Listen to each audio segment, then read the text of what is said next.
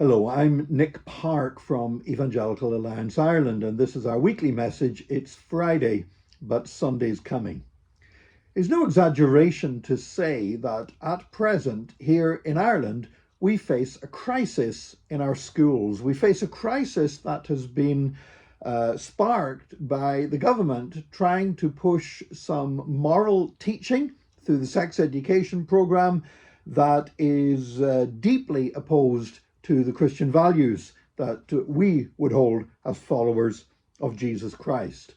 Now, when it comes to education, there are three main bodies that have authority and power over what is taught in our schools. One group is the stakeholders in the schools. So, for example, in many cases, those are churches, because the majority of schools in Ireland are still largely run by church-related bodies and patrons. So it is important that those stakeholders would stand up for biblical values. And we should do everything we can to encourage them and urge them to do so. I am not a fan of petitions. Petitions very often are extremely ineffective ways of trying to change things. But there is one petition going around that I do heartily approve of and I have signed. And that is one urging, for example, the Catholic bishops to stand up as stakeholders and say, no, we are not going to teach some of these unbiblical and deeply immoral principles to children in the schools that we have responsibility over. So the stakeholders are one group. Second group is the government. The government does have a responsibility to provide education for children. But the third group that has power over what goes on in schools, and the group that has the most power morally, biblically, and constitutionally, are the parents of children. Parents have the primary responsibility for what is taught to their children, particularly in the areas of faith and morals. So we want to encourage parents to be able to speak truth and love, Christian parents to speak truth and love to teachers and to schools and to the educational authorities in this nation. And here at Evangelical Alliance Ireland, we want to help parents to do that. So we are holding a series of events in different parts of the country where church will be hosting this event, but will invite along other churches from the surrounding areas so that parents can come and parents can be equipped for how to speak their concerns in a way that is effective and is Christ-honoring. I would like to say some of these are already set in place. We will be releasing a full schedule of these as we move into October. And in October and November, we're going to be getting around as many parts of the country as we can, helping equip parents in these areas. So if you're a church leader and you would like to host such an evening in your church, then please get in touch with me at nick@evangelical.ie, and let's see how we can work your area into the schedule of these parents' evenings. Now, it's vitally, without going into everything that we're going to cover throughout an entire evening with parents, there are key principles that we all need to follow when we're dealing with this issue. First is to do with truth and love. We must always speak the truth, and we must always speak it with love. When I say we must speak the truth, first of all, of course, we must speak God's truth. You know what? If we feel that we're trying to be so loving on any issue that we are afraid to speak God's truth clearly and straightforward, then we are neither showing love nor truth to anybody. We cannot afford to compromise God's truth. We must speak it boldly and clearly.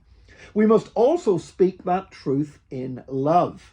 You know, if we start speaking in a way where we are seeing other people as being the enemy, then we are not speaking God's truth. And if we speak what we perceive to be God's truth, but we do it in such a way that other people are left seeing you as being an enemy to them, as being that Christian who's mad, who's angry, then we have failed abysmally in sharing the truth of Jesus Christ. So we need to speak the truth in love. When I say we need to speak truth, we also need to make sure that, because all truth is God's truth, we need to avoid urban legends and anecdotes that cannot be founded in fact, that we trying to use them to make a point as well. We must be people of truth and love. The second aspect of encouraging parents and how all of us need to approach these issues is to do with faith and fear. We cannot fall into the trap of moral panic where this is desperate, we got to do something. You know, when we get in a panic about something, we never come across well and we never change things for the better. The church has faced so many challenges over 2,000 years. And the church has faced slavery. The church has faced persecution. The church has faced racism and segregation. The church has faced dreadful immorality with children in Victorian England, children being openly sold on the streets. The church has faced dreadful immorality where the leaders, kings and emperors would practice the grossest immorality in public, in full view of others. And yet the church has prevailed. And the church has prevailed not by getting involved in a panic, but by stating the truth in love. So we need to avoid moral panic. And we need to make clear that we are not afraid. We are not going to base anything that we have to say on fear. We're going to base it on faith, that God has given us a truth that is capable of changing lives, societies, and schools for the better. So we must walk in faith, not in fear. Any kind of argument on social policy that is based on fear-mongering will not help us to see Jesus Christ glorified in our land. Something else we need to bear in mind, that as we equip parents to speak, because the parents are the ones with the power. You know, I would love it to be grandparents. I'm a grandparent. I would love to have the power to influence some of these educational matters. As a grandparent, I don't. As a pastor, I don't. But parents do. And so as we equip parents and help parents, we need to always remember that there is something that is more important than any danger or challenge we ever face in our society. And that is our task of sharing the gospel of Jesus Christ so that people will embrace Jesus and come to know him and spend eternity in his presence instead of a Christless eternity separated from God. And so we have a task before us that we must speak truth into what is happening in our society now, but we must still do it in a way that we can befriend people who are deeply confused, that we can befriend students at school who are deeply confused even about what gender they are. We must speak truth in a way that we can befriend these young people's parents. And we must speak truth in a way that we can befriend teachers as well, so that we can share the gospel with them.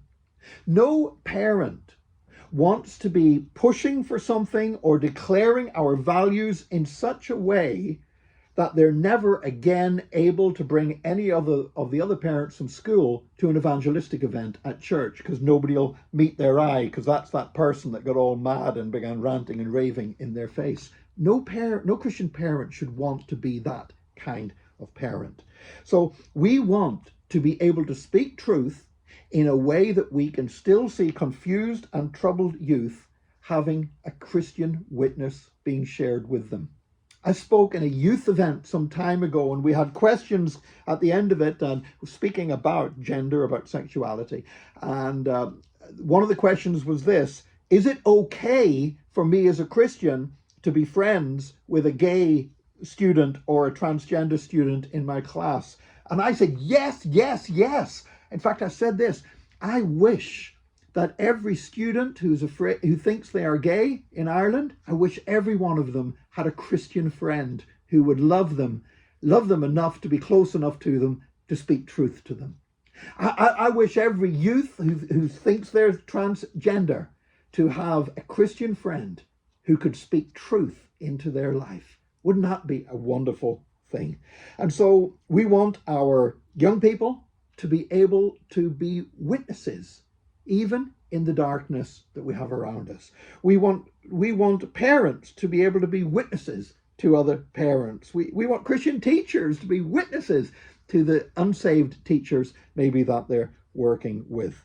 Now, we can do this. You can speak truth in a way that does not make people think you hate them.